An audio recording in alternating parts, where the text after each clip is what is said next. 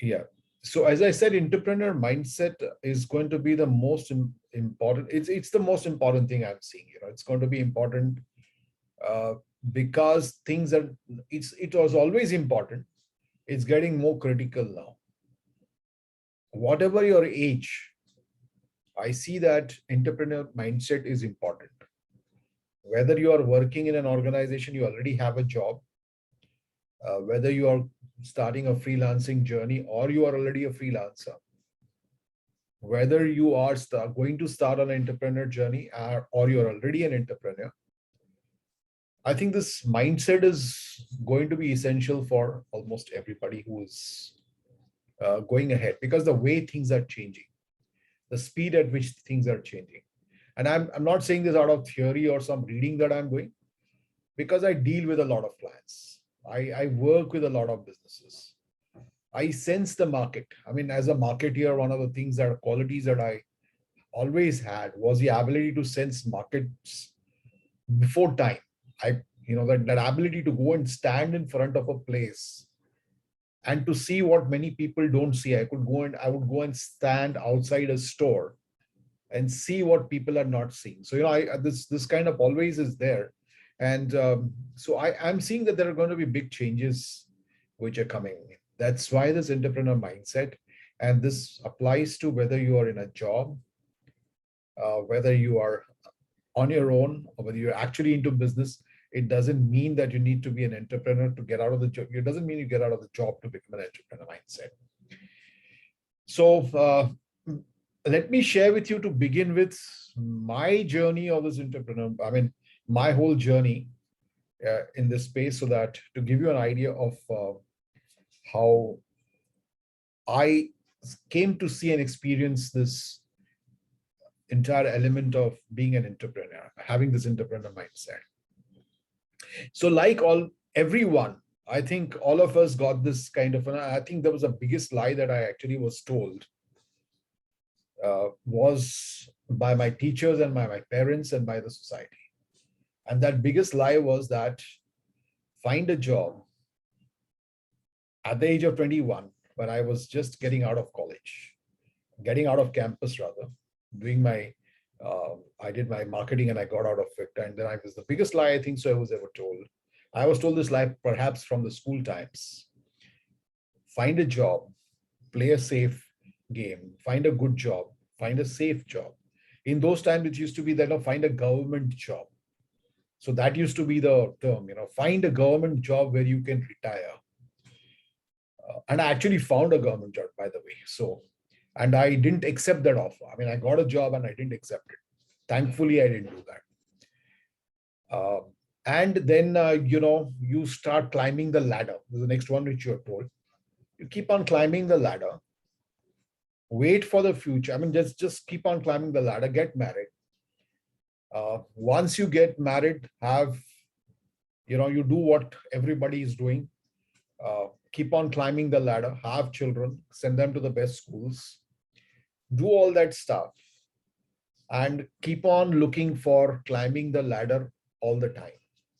So everybody is doing it. It's nothing, that was felt out of the place. And always this entire thing, right from the school time, the big lie that I was told, that you need to be top of the class. So you need to be in the top 3 or top 4 or top 5. And that those are the people who were looked at, those students who were looked at in college, also the same thing. You be there. And in the corporate world, there was a concept called the bell curve. So you have got this bottom of the curve and you've got top of the curve and you're out. The other one, which is the absolutely dangerous one, where you're told you exit the curve. That means you exit the organization. You might be given 1 chance, 2 chances, and then you might be asked to leave. So you're always under that pressure to be showing up to some kind of a metrics that is defined. And that was continuing. It was not like, it was like 1 year you need to do this. You start from school, you think this is over. The biggest thing in school used to be that when school gets over and when college will begin, I'll start living life, because it was like, that's going to be fun, college is going to be fun. Let all this school get over. When school was there, when you got into college, then everybody said, you have to wait for the world to start, the real world. And that real world started, and then the pressure of the real world started, which was you start competing. So you're constantly in the competition. You're constantly competing with somebody else. You're trying to climb that ladder.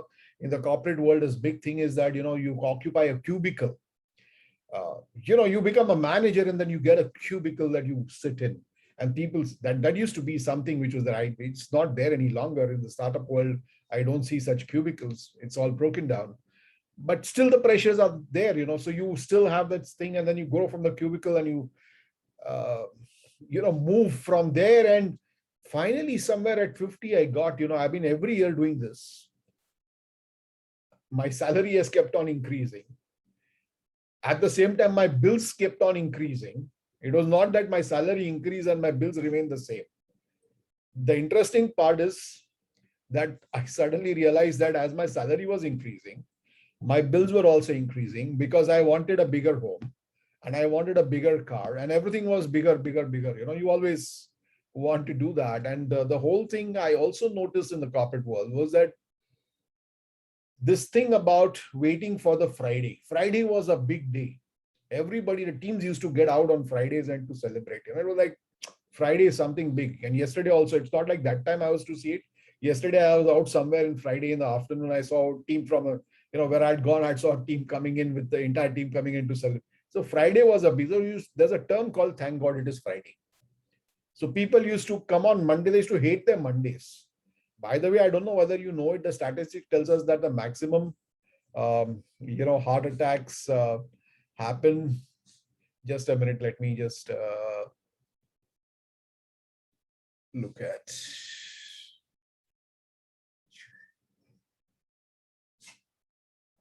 So the maximum heart attacks that happen are happening on a Monday morning. Have you heard of this data? That Monday mornings, that are maximum reported heart attacks. Yes. And this is surprising, isn't this? Is data, right? So why does it happen that most heart attacks happen on a Monday morning? Apparently, people don't want to go back to work. So I used to always I kept on wondering, what is this dichotomy of waiting for the vacation, waiting for the weekend, and waiting for the holiday, and waiting for and hating the Mondays. And still people continue. And this happens because there's a big debate right now going on that 18 to 22, you should slog it out, and then, you can live your life. And there's also another term which says that, you will live your life after you retire. So you slog it, and the retirement comes in, and that's the time when you start living your life. Then you can do what you want. Till that time, you fulfill your responsibilities. And the fact is, once you get into an EMI, I know how many people have taken an EMI out here. Can you just put it in the chat box? How many of you are on home loans or car loans? If you can just put it on the chat box.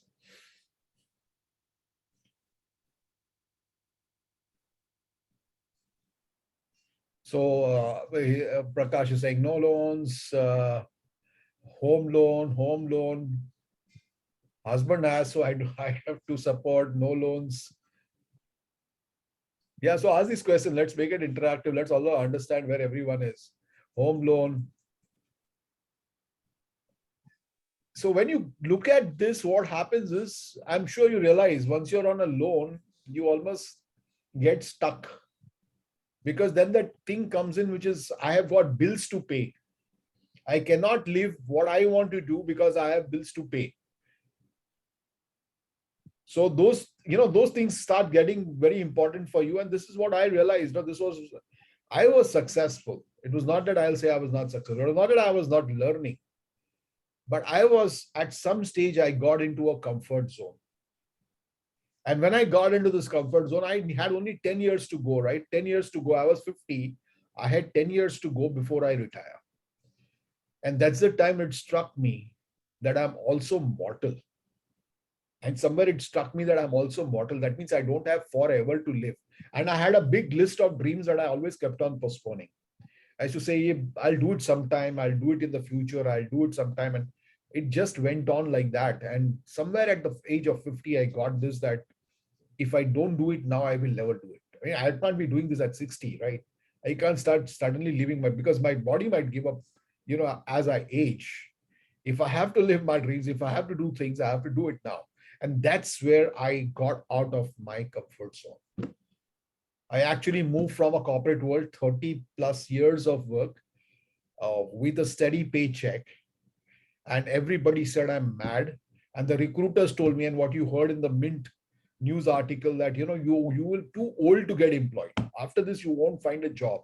So don't leave what you have in hand. They said if you want to leave, find another job and then leave. Don't leave. Find in a corporate world. Don't get into a startup. You don't know what's going to happen in a startup, right? It's a new idea, and we were doing something with the startup was we were trying to do something in the space of UPI, and UPI had just been launched on that day. So that's the day when we started the company. The day Prime Minister announced UPI is launched in the country, and we went out there and we started when it was the first day of UPI in the country. You can imagine what's going to happen. Nobody knows, and we were a small, company out there and trying to. So everybody said it's risky. It's very risky, and I said, if I don't take the risk, when will I take the risk? So this is the time. That's how I jumped from there into this startup business. And I saw all the pivots and all the ups and all the downs. It was exciting journey.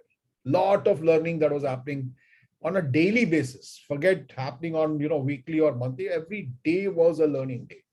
Every day was something new, because here you were now into the field. You were interacting with consumers. You were interacting with customers. I was interacting with thousands of merchants who were spread all across the country, who were joining the platform that I was building. So on UPI, I was trying to build a social commerce platform. And that's when I started listening to these small businesses.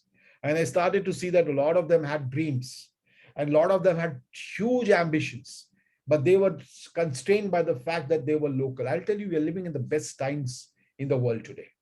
They're the worst times and the best times. The best times because this is the greatest opportunity. This small guy sitting in Nainital, called the Nainital Bikers. You can go and Google search if he's still there. But Nainital Bikers, he became one of our customers. And for him, coming on the platform meant that suddenly the world opened up for him. He was sitting in Nainital and clients were coming to him, and he didn't know how to reach out to this entire world so that people could pre-book and come to him and take his bikes on rent. He was renting bikes in Nainital. That's why he was called the Nainital Bikers.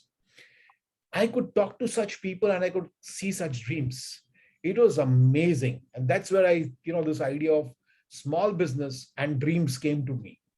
And then we did a pivot after some time. And then I started, getting into helping many more small businesses. Now, I didn't want to go back into corporate world. I wanted to help many small businesses. So I started consulting with small businesses. I started becoming their, the marketing strategist and helping a lot of businesses and companies. And I started setting up companies. So I set up one organization which was in the digital presence space. I set up another company which was in the space of visual storytelling, as we call it, because that's a future that I'm seeing that is coming up. And there are many other things that I did on this way. So I learned a lot of things. And today I'm out here to see what I can share with as many people as I can in this time that we have with us. So this was my journey and my vision why I'm doing all this. People, you have started interacting with me since the last few months. Many of you are there following me on LinkedIn. Many of you have started interacting with me, and you're seeing the community that I've created, different communities that I'm working on. I'm always excited. I'm 57 right now, but my dreams are not stopped. I'm still dreaming like I was a 20-year-old kid. And that's what's, keeping me really, really excited about every day. And I want to pass on as much as I learn to as many people as I can. So my vision is, as I put on this term, which is called sparking a million dreams, because I believe dreams is all that life is all made up of. We've gone into the safety bubble, trying to play safe. I could see it in the corporate world that, 30 years and I will not blame those 30 years. I will not say that I have regrets of those 30 years that I put in the corporate world. There was a lot that I learned. There's a lot that I gained, a lot of friends that I made, a lot of things that I have today. I'm able to do is something that I've learned in all those years of my life.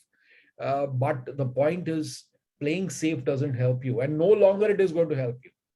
It's very clear that, in the future, industries will just, suddenly things will happen. A recession will hit, a COVID will come, something will go wrong, and some new startup will come, something, the business will completely change, and you might find that you have to find a job. And suddenly, or if you're 45, now they're saying if you're 45 and above, you're too old to get employed. What the hell do you do after 45 if you're so told it's too old to get employed? That means everybody should start planning the retirement at 45. It's crazy. That's the kind of world that if you're looking at what's changing. So I think my vision is to spark this dreaming ability, this as many people, because we've got so in that safety bubble, and that's the most dangerous place to be. The message that I want to leave on with people is don't stop dreaming and have this entrepreneurial mindset. It doesn't mean that you start a business. It doesn't mean that you start a business. It means that you have this mindset that you carry to your work, to what you want. So how many of you out here are entrepreneurs already, or even freelancers? Just mention it in the chat box. Let's check that out. So very quickly put down uh, whether you are already an entrepreneur, or you're planning to be one, you're a freelancer, whatever it is, just put it down in the chat box. So let us understand who the kind of audience that is out here. Journey ongoing, Nilesh. Yes, entrepreneur. Gokul is already an entrepreneur. I'm working with a startup. Yeah, please, everyone, where are you? Planning. Ambika is planning. I'm consultant to companies, help them to setting up their insurance and healthcare process.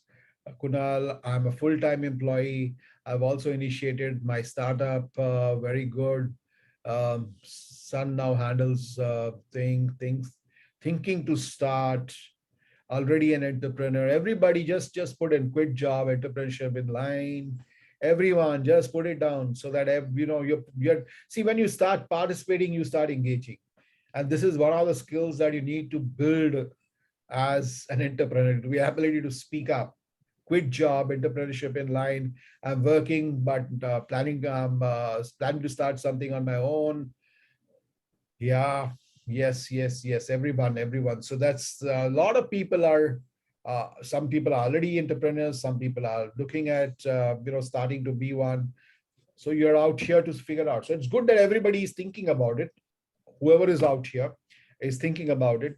So the idea that I'm talking about entrepreneurship is there is this concept. So it's going to be a little bit of a different opinion that I hold. So it's going to be a little bit of a counter opinion that I want to start with as what I see. And this is a point of view, and you can definitely have a different point of view. And my point of view is that you don't need to build huge unicorns. Because this entire thing, the media over the last many years has celebrated the unicorns. And nothing wrong with celebrating unicorns at the start of where you're looking at funding to come in. Somebody is going to come and fund your idea, and that's how you're going to build your entrepreneurship. I am actually talking of something completely on a different side. I'm saying, if you look at even the course that I started, if the course that I worked on, I started with things like Ikigai and finding your one word. So the whole thing that I have got in mind, or what I'm looking at, and what I think it's my journey I figured out, is that first of all, do what you love to do. You don't have to start thinking, I want to make a big, that's not how you start the thing. I want to make money and I want to become a big unicorn. How many unicorns are going to be there in the world? You only hear their stories, but there are thousands and thousands and thousands and lakhs of people. Everybody is not going to make a unicorn.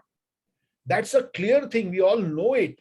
It's only that what we are seeing is what the media is throwing at on front of us, or what we keep on hearing as news, and we keep on celebrating. But it's not necessary that everybody has to make a unicorn. And I am thinking of, I say that if you are doing what you love to do, and at the same time, you get paid for what you love to do, you're making enough for what you love to do. That's what your life is all about, right? Is that not a meaningful life? To do what is your calling. So there is 3 levels. One is the job. Your first level is you are at a job. Job is you go, you get your paycheck, you do your job, you come back. That's it. Nothing more, nothing to think about. Those are going to be very less and less and less opportunities that are going to be there in the future. There will still be some manual jobs where you need people, and India is a place where you'll have a lot of those kind of opportunities. But that's going to be limited to the kind of skill sets that people we are talking about who are out here. It's not going to be a job. Then you start looking at a career, right? You start saying, I'll build a career in this area. And finally, you get into something which you said, I look at my calling. I think it is time to start looking at your calling. That's what is good. Of future is going to be about. A lot of people following their calling. A lot of people living a meaningful life. That's a future what's shaping up. If you see the way the world is shaking up, that is going to happen. You're not going to work for one company. You're going to work for many companies, but following your calling, doing what you love to do. That's going to be the trend. That's a trend that we are seeing in the world that's shaping up. That's going to happen more and more and more. It's an opportunity. Let me tell you, I think it's a beautiful time to exist, because it was just not possible in the times that we started working, right? I mean, I remember advertising and marketing used to be newspaper advertising and outdoor advertising and television spots.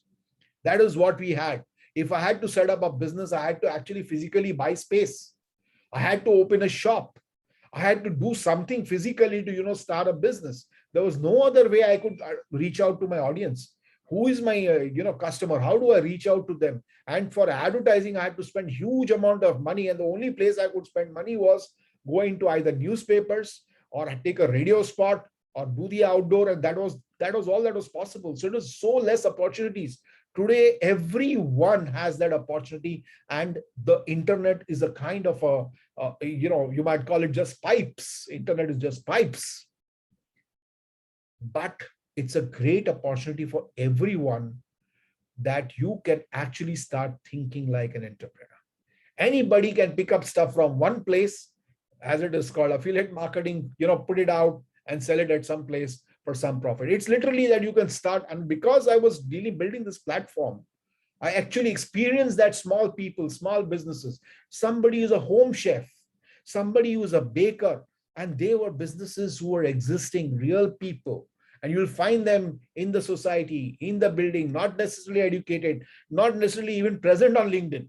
But there's so many ideas, and so many possibilities.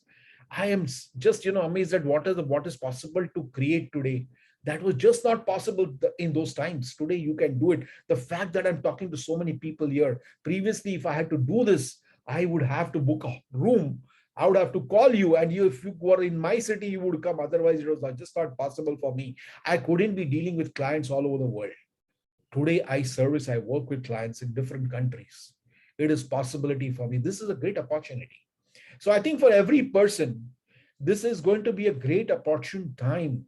The internet and the world that we live in is a great. So you can look at all the negatives which are there, which says this is going to be tough, this is going to be difficult, or I'm going to say that this is going to be the great possibility. So I'm going to look at and I believe in looking at from possibilities. I'm not saying, as I said, not startups. I'm saying, can you build a profitable business as a freelancer, as somebody who's starting off?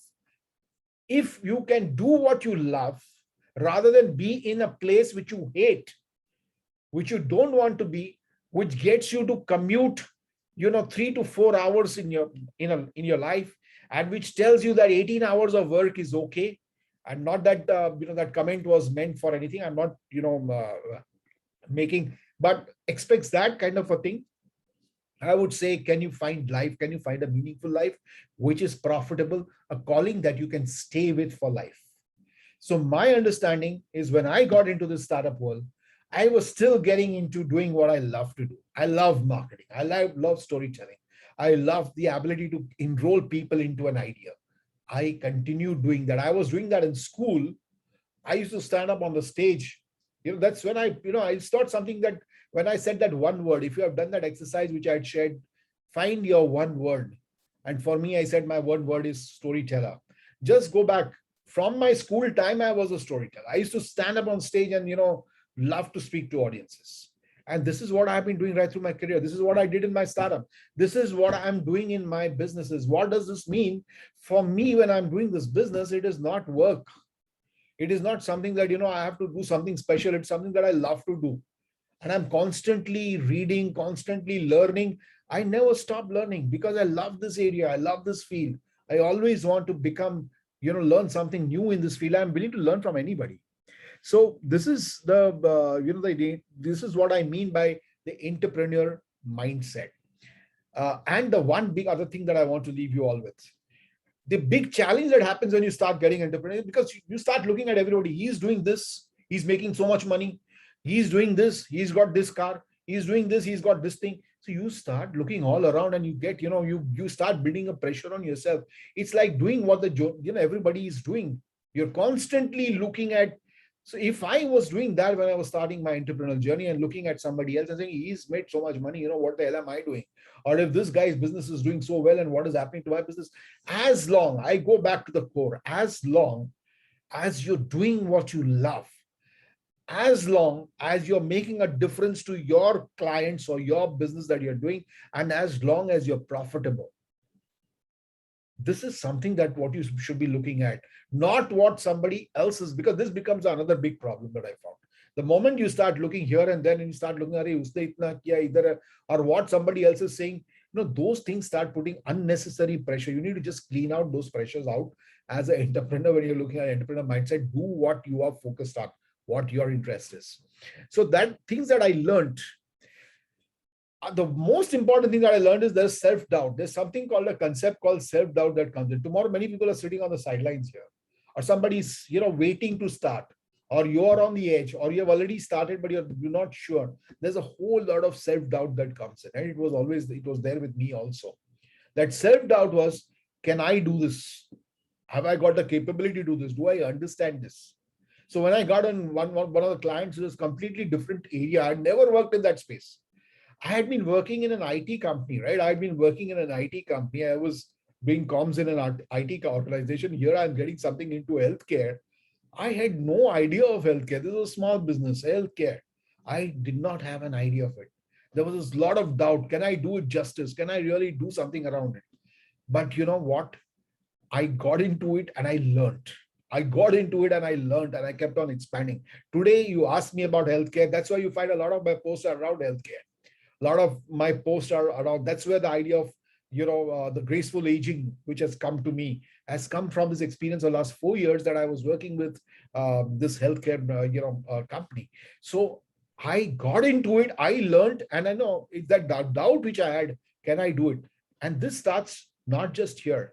First job, I was asked to create as a product executive in a computer education company, create a course for chartered accountants and create a course. This IT was just coming in. This is time in India, the IT was just new.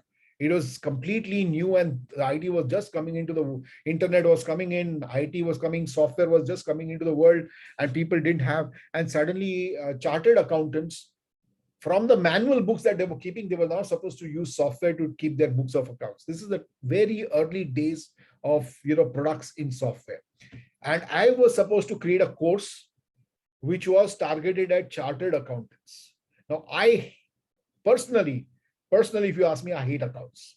Somewhere in one of my posts, I've mentioned that my first job I got was as an accountant. Within 1 month, I gave up that job. 1 month, I just resigned. I just said, this is not, I can't sit and do books. This is not who I am. 1 month is all that. It took me just 1 week, but I continued for another few days. It was a big mistake. I lost those days also.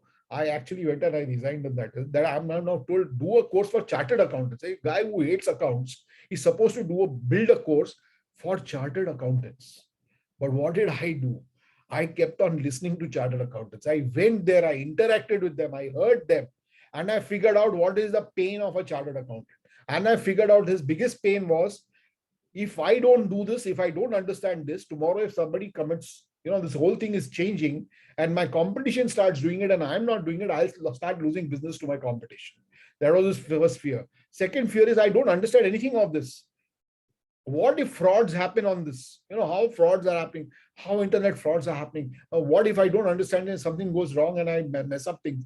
So there was a big worry on their minds. They didn't understand what is happening. They wanted to stay competitive. Once I understood their pain point, so everything started from their pain point. I actually learned the entire thing. And within about 3 to 4 weeks, I was able to stand in an audience and talk to a group of 500 chartered accountants. I was called to give talks to chartered accountants across the country. And there were radio channels at that point of time that spoke to me. I went city to city. I was speaking to chartered accountants. I was telling them about this course. I was telling them why they need to learn this. I was talking because there was physical marketing used to be physical. It was not so much of, there was nothing like digital as such. Radio was used to be the channel, and you would go to an auditorium and you get people, and that's how you used to sell in those times. So I actually learned. There's a doubt that comes into your mind that you do. Also, the same thing. I got a job to build the first pan-India integrated marketing company with 124 markets physical presence. It was the first. Nobody had ever tried something like this. Integrated marketing, physical, 124 branches. This is where you, if somebody has seen my post on Shaktiman, this is what I did for many brands. I worked with brands like Parley Products. I worked with Sony. I worked with Pepsi. Many brands I worked with, but I had never done this in my life. I never tried. I mean, nobody had done it. Forget me doing it. Nobody had tried it. But when I got into it, I learned it. And when I got on the other side, there was so much more that I knew about, building an integrated marketing company. Startup, this entire concept of, getting into a startup at the age of 50, I had no idea, no inkling of what the hell does it mean? How do you create it? As an entrepreneur at 54, lot of fears that I had. How can I become an entrepreneur here? What if I go back to a corporate world where play more safe? And but I did that. So my biggest one learning is there is always going to be that self-doubt. That self-doubt is going to be all around fear. And that fear is that, whether I can do this, whether I cannot do this. Keep just one thing in mind. As I've said, my North Star is always that, do I love this first of all? Today, I decide my clients very simply. First, do I love this or I don't love this? It's just, and it's something my heart tells me. I don't need to ask anybody. I don't ask people. I just listen to myself. Does it go with my North Star? If it's with my Ikigai, it's with my this thing. And if it makes a profitable sense, if it makes a business sense to me, I then move into it. I will learn. I'm absolutely open to learn, and I keep on learning. So this is the other one.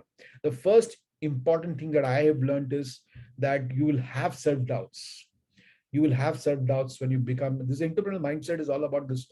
You'll have doubts in your job. I'm saying even in your job, if you're sitting, you want to really shine and be that, somebody who cannot be fired. I'm telling you this.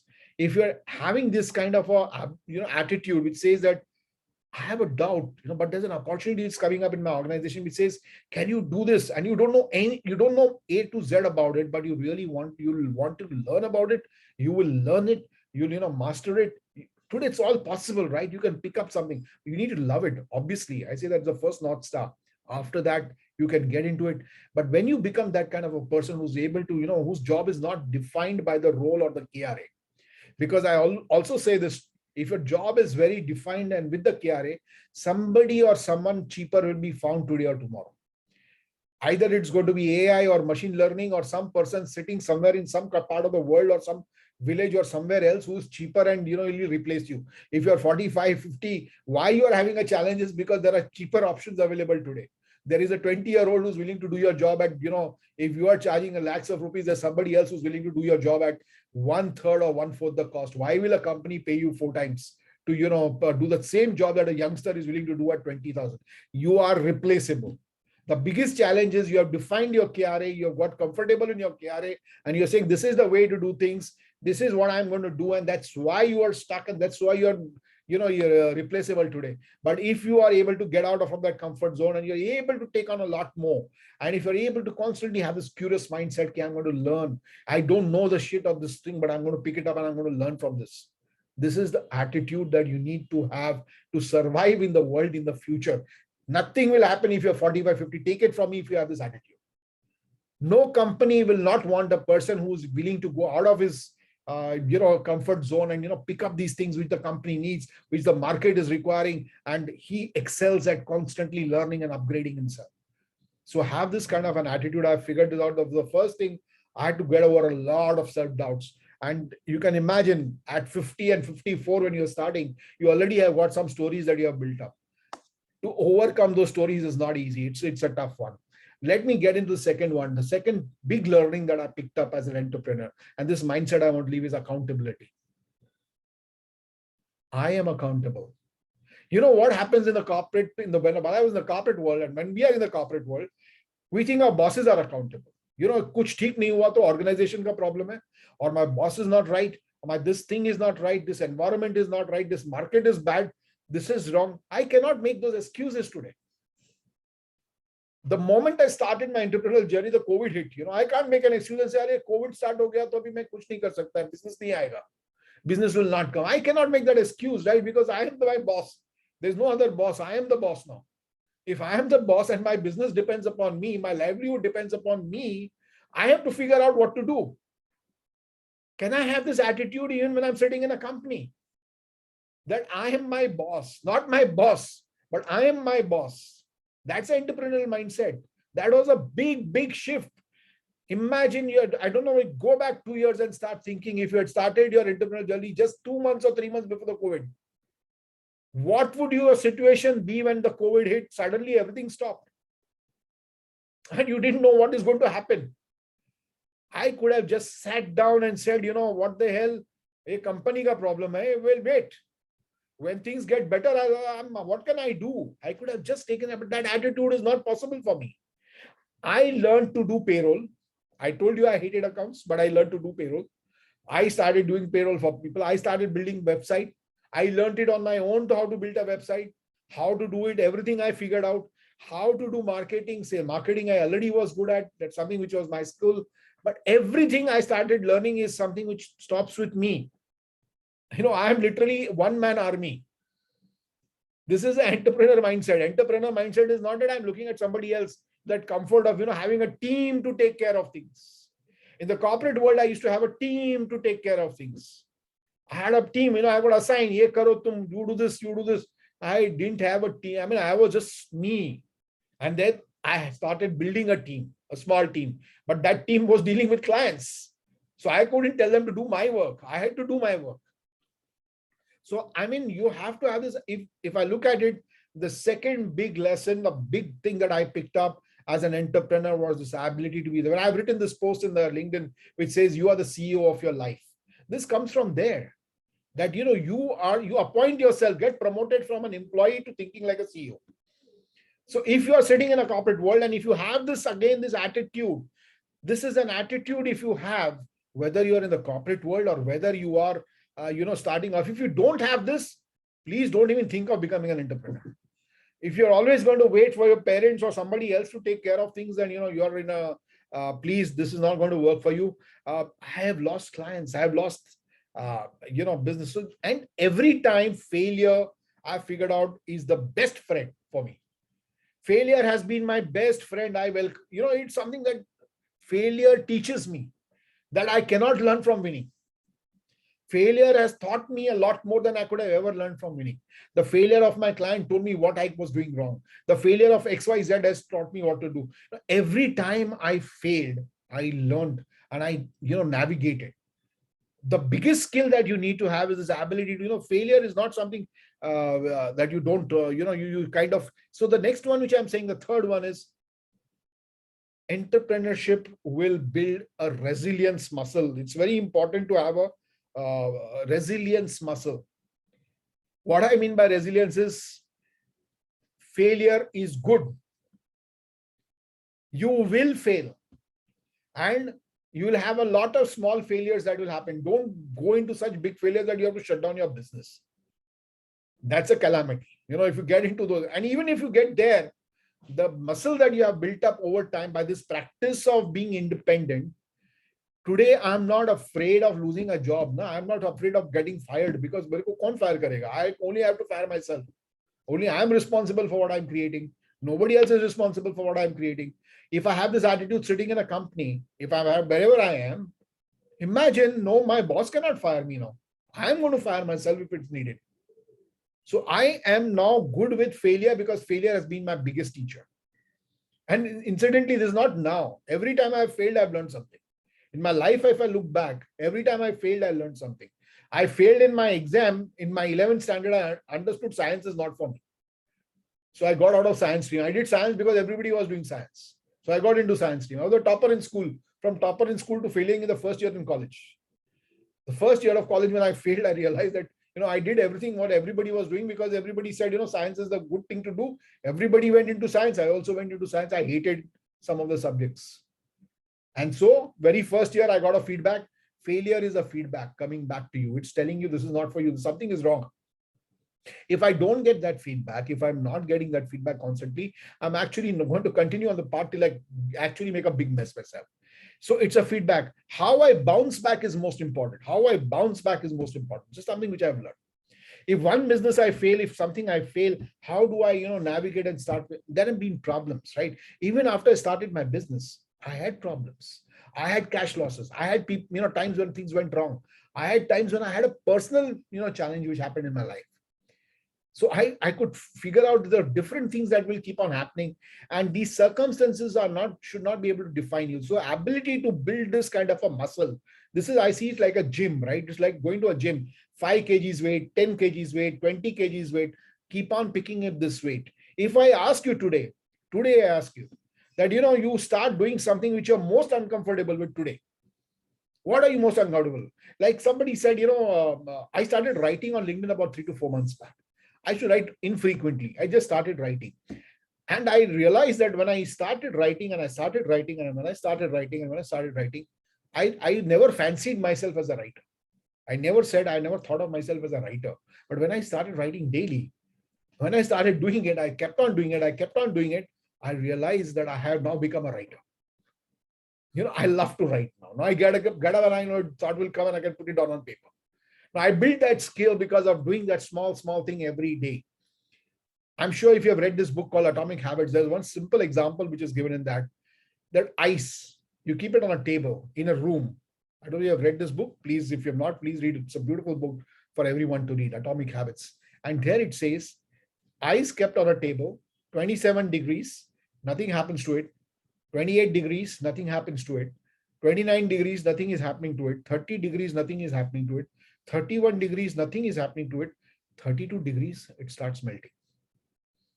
That 1 degree of change, 1 degree of change, 1 degree of change, and some point it will start melting. Cycling, when I pick up that cycling, as I became a cyclist, same thing I learned, small, 5 kilometers, 5 kilometers, 5 kilometers, then 10 kilometers. Then from 10 kilometers, 25 kilometers. So slowly, one step at a time, one step at a time, one step at a time. And there was a time when I started doing 50 kilometers. So I could do that because I was started with that one small, and that's the habit. Today, I'm asking you, can you today forget tomorrow? Today, do something you're most uncomfortable to do. Because that's an entrepreneur mindset. You should be able to do the most uncomfortable thing. And you should not care about what anybody tells you, or you should not care about what anybody feels. Can you do that? Can you today, for example, if tomorrow it's most uncomfortable for you to go and post on LinkedIn because you're odd, yeah, it's so odd. It's so odd. What will people think? But that's exactly what an entrepreneur mindset is. That despite of what anybody thinks, you do what you want to do. You do what you love to do. You're not waiting for some signal for somebody else to applaud you, or you're not shy that you're not good, because you are doing this. You are doing this because as you keep on doing it, that 1 degree, that 1 degree, that 1 degree, that 1 degree, and finally you will find that you now become a master. That's how I learned entrepreneurship. Otherwise, imagine 30 plus years of a paycheck coming into your bank account. 30 plus years of a paycheck coming, the comfort of that paycheck. Nothing can go wrong. Paycheck is coming. I can stay on here. 10 more years to go, retire. And then it stops.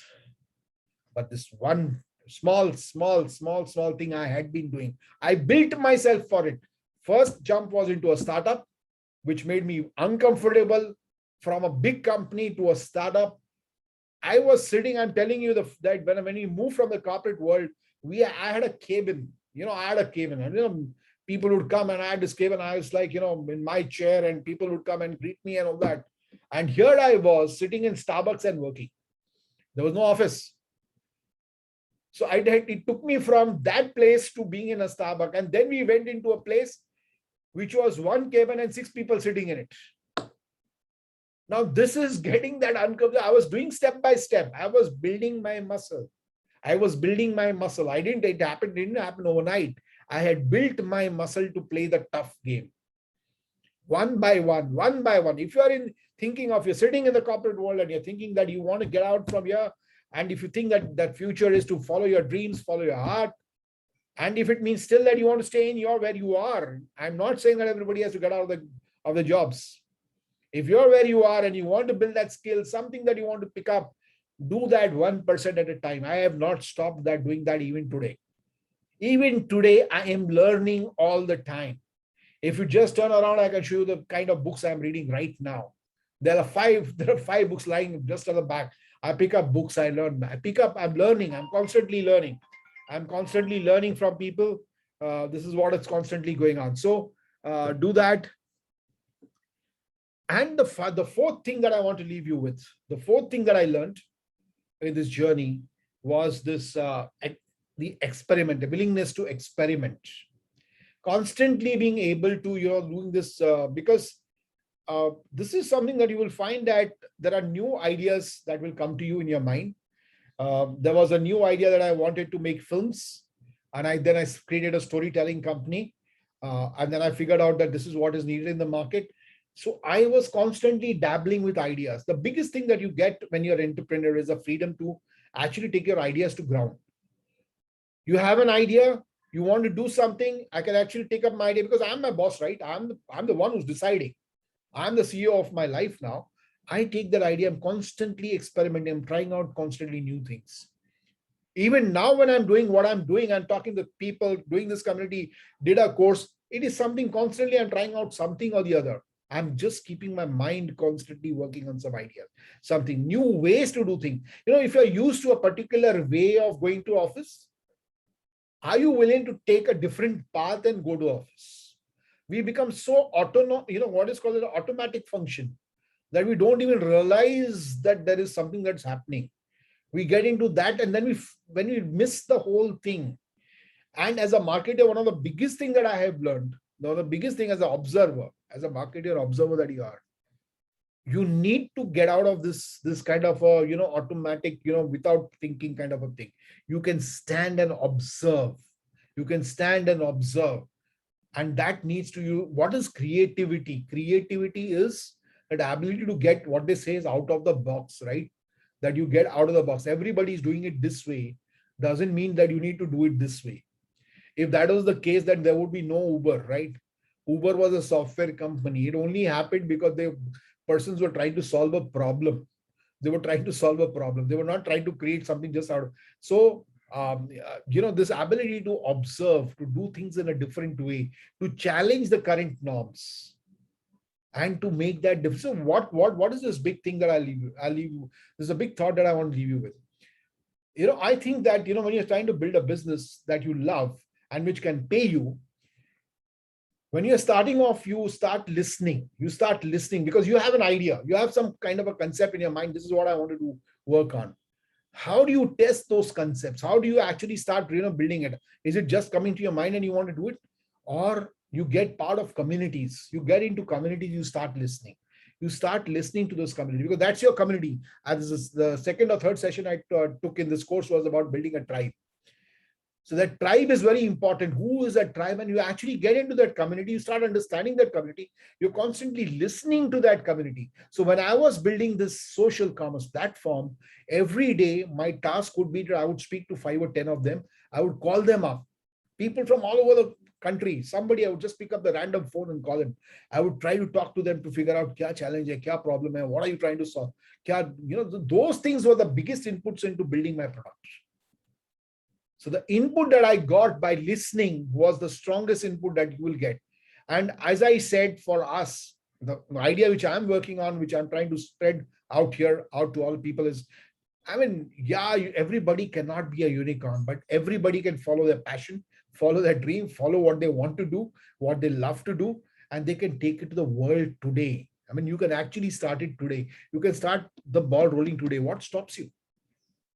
Can you put down what stops you in the comments now? What stops you from starting? If you're still stuck, what stops you from starting? Anybody wants to share in the comments? Can we have that? What stops you?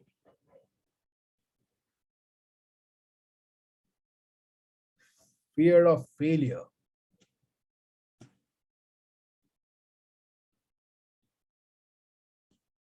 Limited finance, scared of not getting the paycheck, cash flows, not stuck but would like to validate my ideas with peers.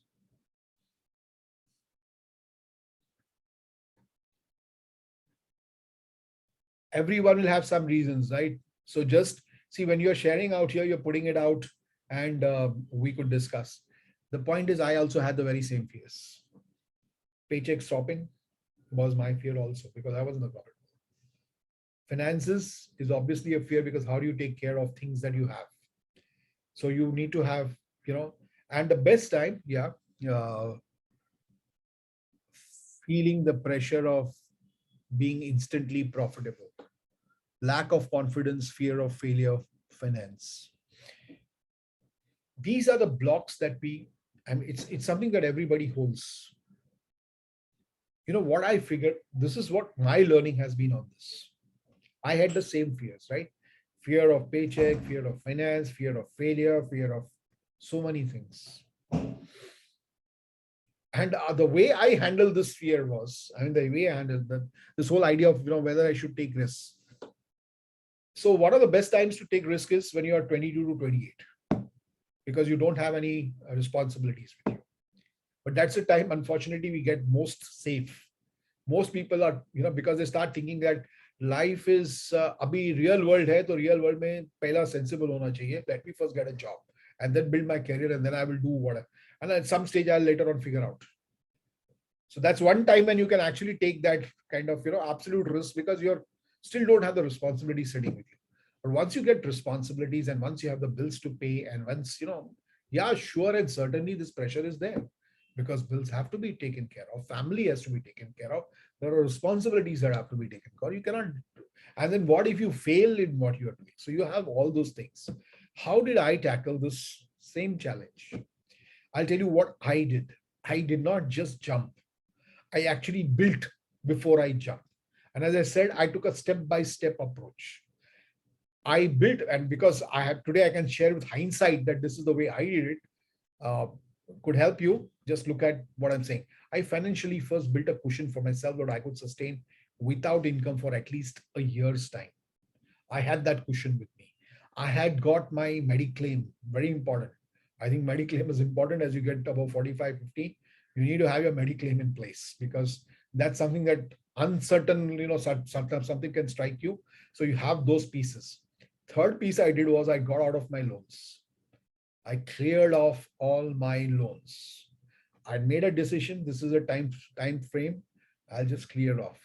And by the time I had jumped, I had cleared off my loans. So I didn't have those sitting on my head. So this is what I did in my case. So as I say, there's one age in which you can do this, is that 22 to 28. That's the window when you don't have those responsibilities. You have still not gone into the loans. You have still not built all that. But if you have already got into this place where you have built all this, don't just jump. First, build something that is going to, give you some cushion in this period of time. I did that. The sensible thing is I built a cushion. So that's one thing which I did, and it really helped me. That cushion has helped me mentally. I never to use the cushion. I never got to use a cushion. The second thing I did was, while still in the job, I was still starting to build, right? So I was here, I was building my startup, getting into a startup thing. So my startup was my first step to getting into an entrepreneur. So even in my startup, when I was still a co-founder, I was getting a paycheck. So I still had this, I was into a startup, I was learning the startup game, I still had a paycheck, but I was building a skill that will help me to become an entrepreneur. So I was building for that. So for me, it has been a step-by-step learning and getting into it. You can start a side hustle. You don't need to just jump. You can start a side hustle. You can start doing things on the side if you're sitting in a job. You don't need to just jump and just if you're fired, it's a very different situation. If you suddenly don't have a job and you don't know, now you're not finding to get a job, you're failing to get a job, that's a very different way to deal with that situation.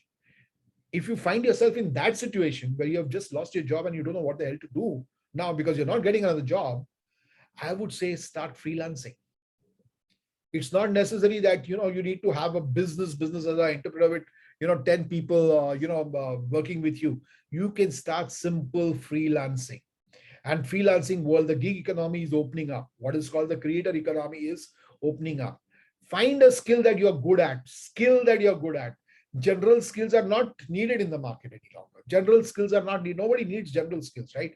Take some time, 3 months, to just build that skill if you don't have one. Build that skill and start offering yourself. Maybe if you have nothing to do and you're finding it difficult to get, don't just sit. Don't just sit and wait. You start doing something else. You get into maybe even supporting a non-profit, because even with that, you will learn something. You take something in that space and you start learning, because when you do that, you're adding to your ability, you're adding to your skill, you're adding to your CV, you're adding to your ability to deal with people. You are getting out there on the field. You're not just sitting and waiting, but have a very clear intention what you want to do. Again, as I said, go back to your this entire drawing board. You start from getting into that ikigai. From there, you move. Next step, you figure out, build that core skill that you want to build in, and then start doing something with it. Today, how difficult it was for me to start this entire thing of a community, to start writing on LinkedIn. It was just a habit that I put it out. I started writing. You can do it. I'll give you a simple example. I wanted to make these films on good. I had films on good because lockdown had started. There was nothing that I could do sitting at home. And I always wanted, I'd been working with the social sector leaders for more than 20 years. I had seen Dr. Prakash Amte, Dr. Ashish Satav. I visited their places. I'd seen their work. Some of the most amazing people I'd spent time with. I wanted to make stories, films, short films. As a storyteller, I wanted to make these short films and put them out on YouTube for people to see. Because I said, too much of gloom and doom in the world. Why not share positive stories in the world? So I said, okay, I want to make this film. This is a time. Kuch bhi nahi kar raha hu. Let me do this. But I had no money. I had no experience of making films. I had no team to make a film. I had nothing. So I had nothing to start making films. And what did I do? I said, I have this idea. I wrote a letter to a few people. And people responded, said, great idea. This is what I will support you with. And I started getting support. So what I did was I moved from the idea to putting it on mail and sending out the mail. I didn't wait and think, kya hoga? How will I do it? Will it happen? Not happen? I removed that self-doubts. I removed the self-doubts and I acted. I actioned. And when I actioned, something happened. If I don't action, nothing is going to happen. Nothing is going to change the world. I'll still be sitting with that problem. Now imagine what happened after that. I got the funds. Because I got the funds, I got the team. I met the team for the first time. This team became my team, which is now working with me in this company which I created called ProTales. It's a new business which I started, which is just storytelling with films. Now imagine what is happening here. I started somewhere, I actioned some idea, something happened, and we made 7 films in 31 days. And we made overall about 10 to 11 films, which are there on YouTube. It's called the Heroes of India channel.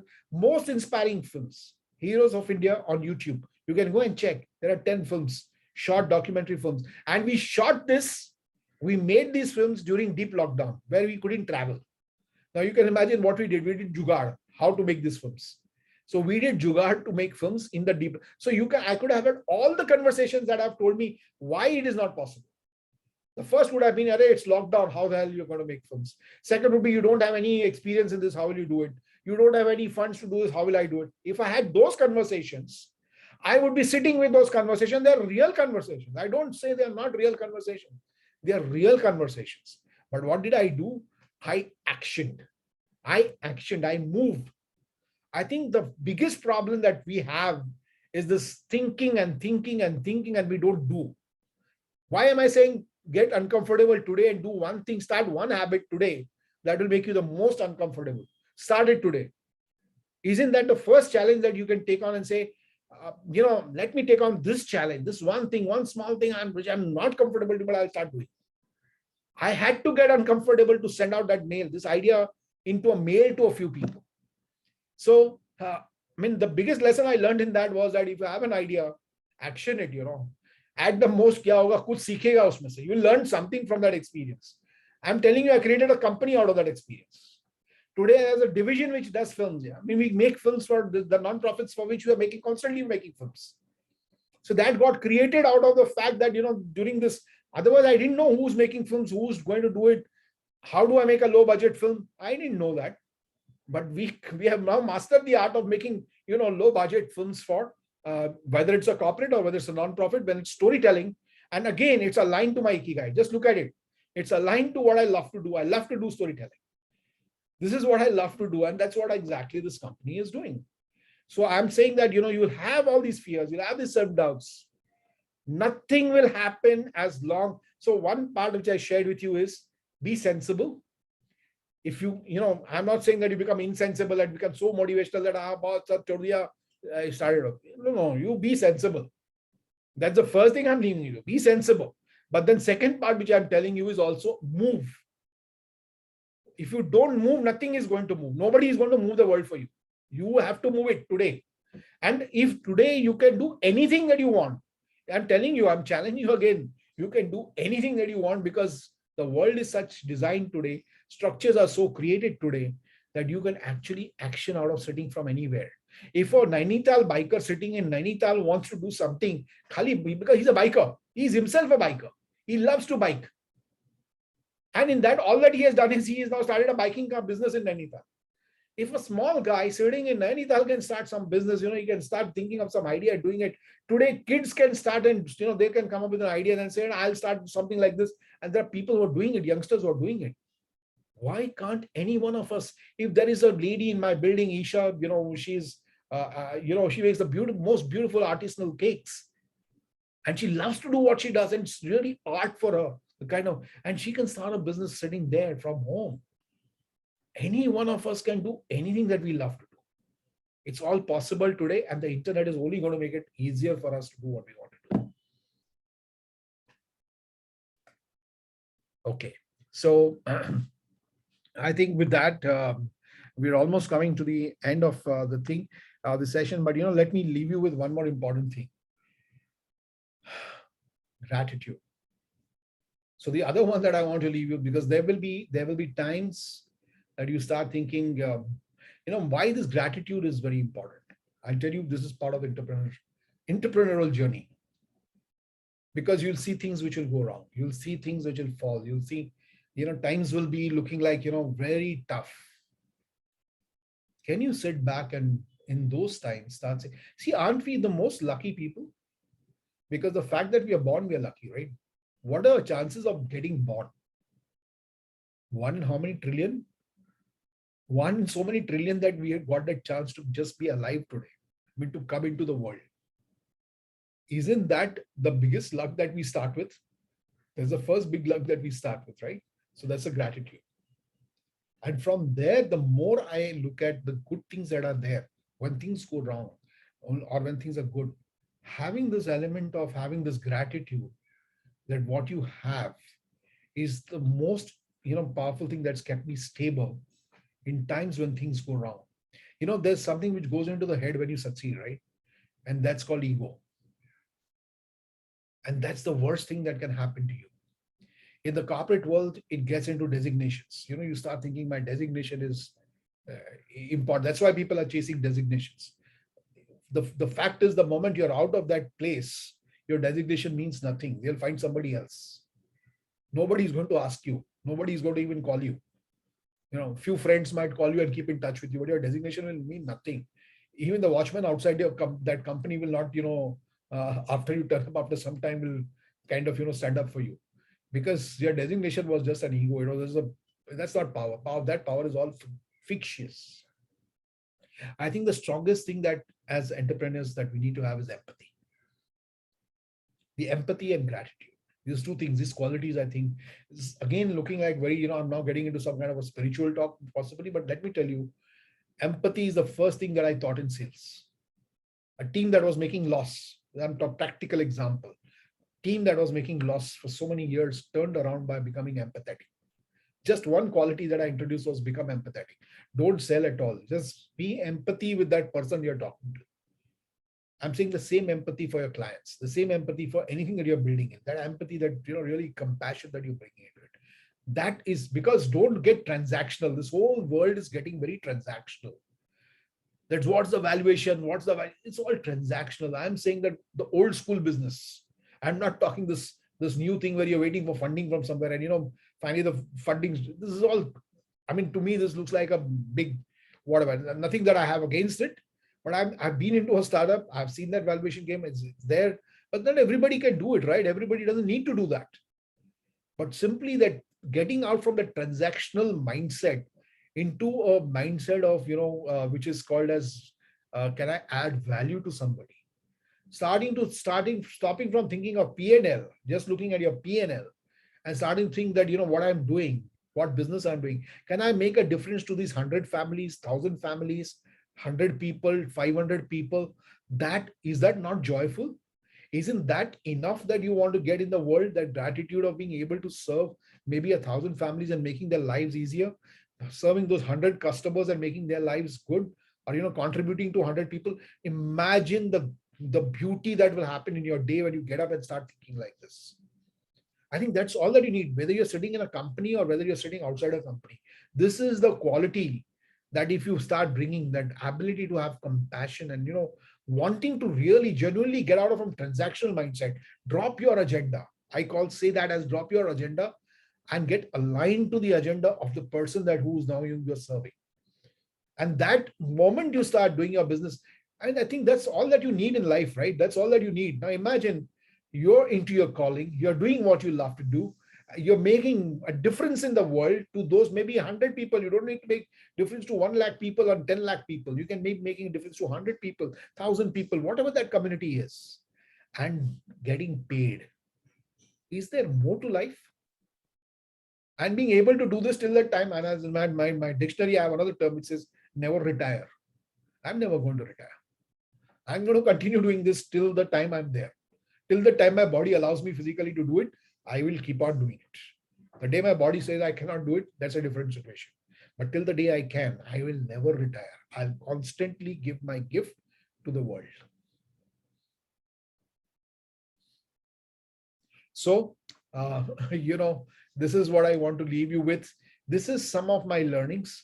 And as I said, one exercise that I want to leave the entire team is take up something. If the biggest thing, if you can pick up from here, is one thing that you're uncomfortable doing, which you say that, ye main mein se nahi hota, I'm feeling a little ashamed, I feel a little shy to ask. What is it, that one thing? We want to put it down. Let's share it. What is that one thing that makes you very uncomfortable?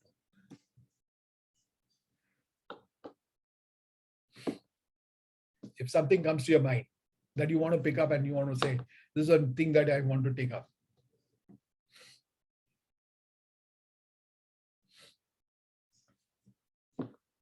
Because when you share it, you will inspire others to pick up something from there.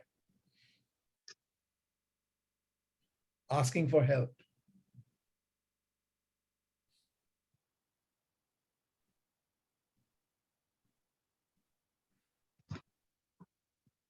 Addressing the front of teller people.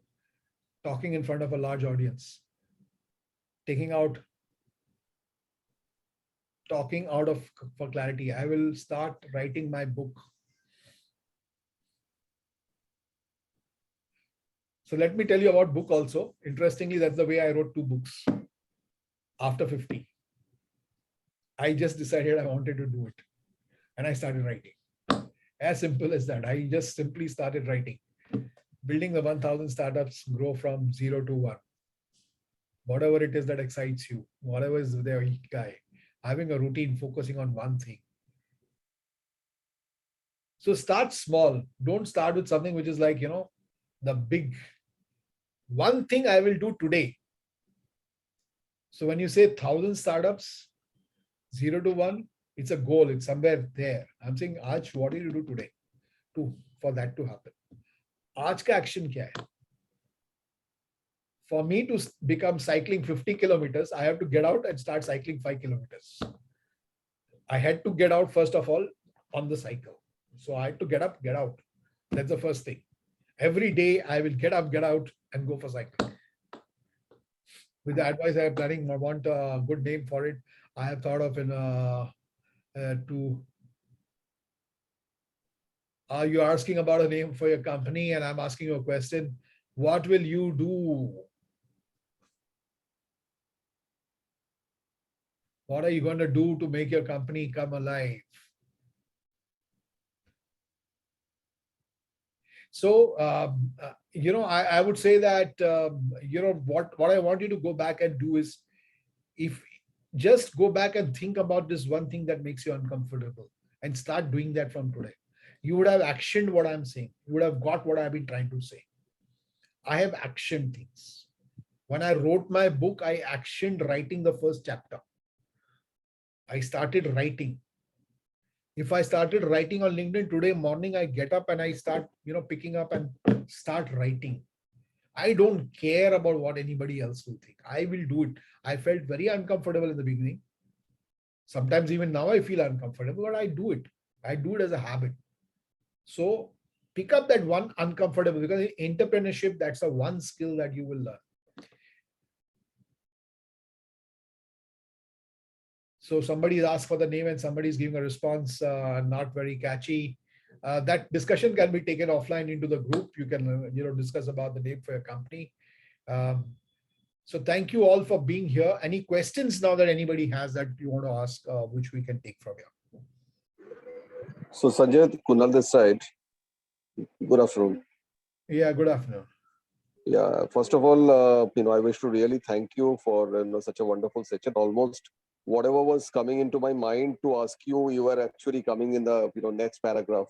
So I mean, kind of I would say the 360-degree kind of circle has been completed. But only one thing which I had in my mind, which I also kind of experienced, and I've actually seen people struggling with, was basically when is the plunge that should be taken. So you spoke about being comfortable. I mean, kind of